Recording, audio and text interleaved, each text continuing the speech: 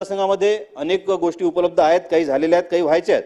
साखळी उपसा सिंचन प्रकल्पाची मागणी आम्ही केलेली आहे, त्याचा प्रस्ताव तयार आला, शासनाकडे मान्यतेसाठी आहे। त्याला तात्काळ मान्यता जर दिली तर त्यामधूनही मोठ्या प्रमाणात सिंचन होऊ शकेल आणि चांगलं क्षेत्र त्या सिंचनाखाली येऊ शकेल।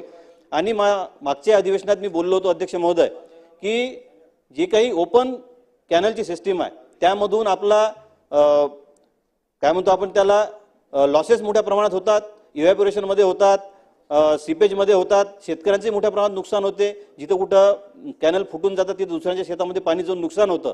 त्याच्यामुळे आणि त्याच्यात मेंटेनन्स कॉस्ट जी आहे ती दरवर्षी मेंटेनन्स त्याचे करावे लागतात। त्यामुळे पीडीएनच्या माध्यमातून जे आपले नवीन प्रोजेक्ट होऊन राहिले तसाच काही विचार मागच्या वेळेस माननीय उपमुख्यमंत्री देवेंद्रजी फडणवीस असताना त्यांनी ते मान्य केलं, ते अभ्यास त्याचा करून जर त्याची मेंटेनन्स कॉस्ट एवढ्या वर्षाची काढली तर त्या कॉस्टपेक्षाही कमी किमतीत एखाद्या दिवशी होऊ शकेल आणि लॉसेस त्यामध्ये होणार नाही। नैसर्गिक जी काय आपली आपलं हे स्त्रोत आहे पाण्याचा वापर योग्य पद्धतीने होईल, प्रत्येकाला योग्य पद्धतीने पाणी मिळेल।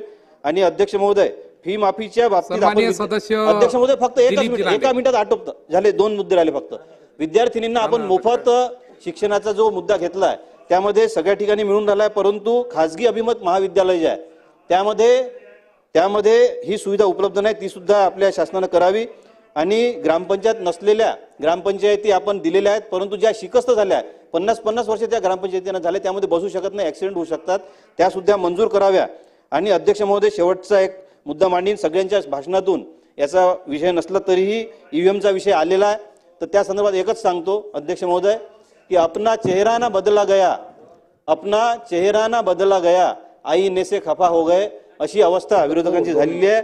त्यामुळं आणि मी आपल्या सगळ्यांचे मनपूर्वक आभार मानतो। धन्यवाद। अध्यक्ष महोदय।